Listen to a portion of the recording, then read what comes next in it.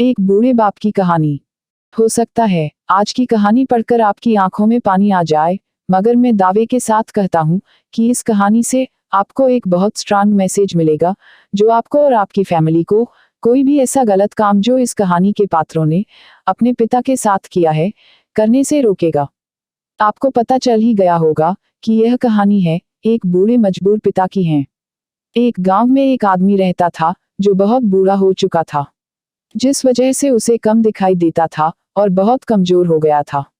इसलिए अपनी बची कुची जिंदगी अपने बेटे के साथ बिता सके, इसलिए शहर में रह रहे उसके बेटे के घर रहने चला गया।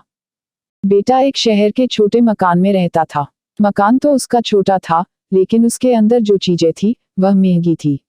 उस मकान में बेटा, उसकी पत्नी और उनका एक 5 साल का बच्चा, यह छोटा सा परिवार साथ मिलकर रहता था। बूढ़े पिता के आने से उनके परिवार का एक सदस्य और बढ़ गया। यह पूरा परिवार रोज सुबह शाम डाइनिंग टेबल पर साथ में खाना खाया करता। बूढ़ा पिता अपनी कमजोरी के चलते हमेशा खाने की चीजें नीचे गिराता रहता और कई बार कांच के बर्तन भी टूट जाया करते थे।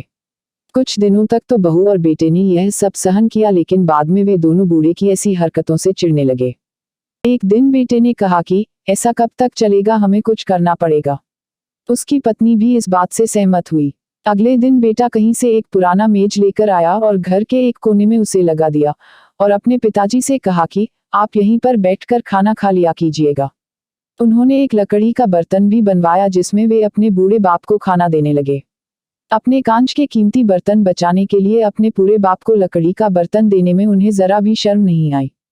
अब खाने का समय जब जब होता तो बूढ़ा बाप एक कोने में बैठकर खाता और बाकी का परिवार डाइनिंग टेबल पर खाना खाया करता।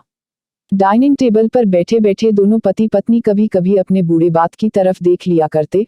बूढ़े बाप की आंखों में उन्हें आंसू भी नजर आते, मगर उन पर जैसे कोई असर ही नहीं होता। बूढ़े का पोता भी यह नजारा हमेशा देखता और वह अपने में ही खोया रहता।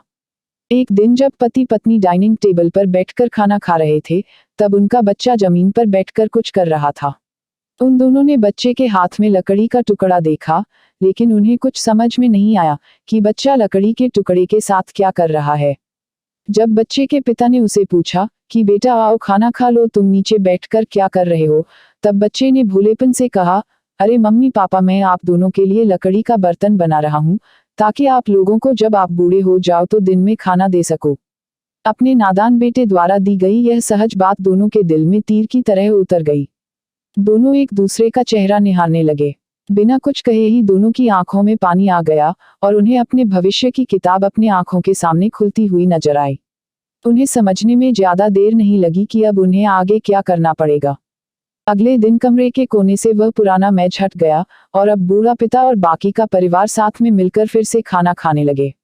बूढ़े की कमजोरी की वजह से हो रही गलतियां भी अब किसी को नहीं चिढ़ाती थी। दोस्तों, यह कहानी हमें बताती है, हर वह पत्ता जो आज हरा है वह कल सूखेगा और डाली से नीचे भी गिरेगा। इसलिए हमें अपने बड़े बूढ़ों का हमेशा ख्याल रखना चाहिए और हमें हमारे माता पिता और बुजुर्गों के साथ वैसा ही व्यवहार करना चाहिए जैसा हम चाहते हैं कि हमारे बूढ़े होने के बाद हमारे बच्चे हमारे साथ करें। दोस्तों, आपको यह हार्ट टचिंग स्टोरी कैसी लगी कमेंट करके जरूर बताएगा।